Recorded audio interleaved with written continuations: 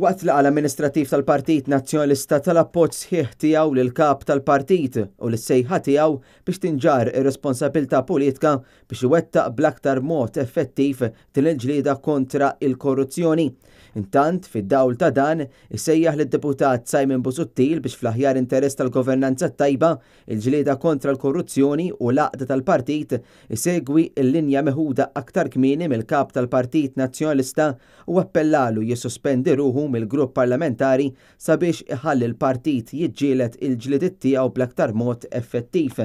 Din l-inkjesta sta ma teżonarax l-qreb nies tal-Prim Ministru primarjament l-eks viċi-kap tal-Partit Laburista u Ministru Ewlieni tal-Gvern Konrad Mizzi u Chief of Staff tiegħu Keith Schembri mill-fatt li nqabdu li fetħu kumpaniji moħbija fil-Panama, Hernville u Tilgate waqt li kienu fil-kariga pubblika mogħtija lilhom il-Prim Ministru għalhekk dawn għandhom jerfgħu ir-responsabbiltà politika. Din il-mozzjoni ġiet approvata b'mod unanimu mill-Kunsill Amministrattiv tal-Partit Nazzjonalista.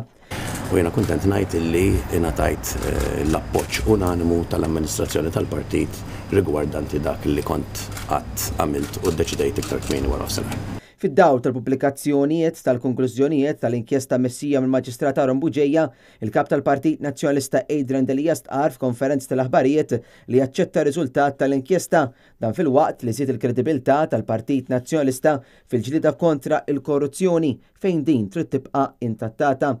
Il-Partit Nazzjonalista qal li l-ġlieda l-verità tal-fatti u l-ġlieda kontra l-korruzzjoni u favur il-governanza tajba jibqgħu ma' oħrajn il-prinċipji ewlenin tal-Partit Nazzjonalista fil-kollettività tiegħu u mhux ta' xi individwu jew ieħor u għalhekk li kredibilità tal-partit f'din il-ġlieda trid tibqa' mhux minsusa u l-effettività ta' din il-ġlieda trid tibqa' mingħajr xkil.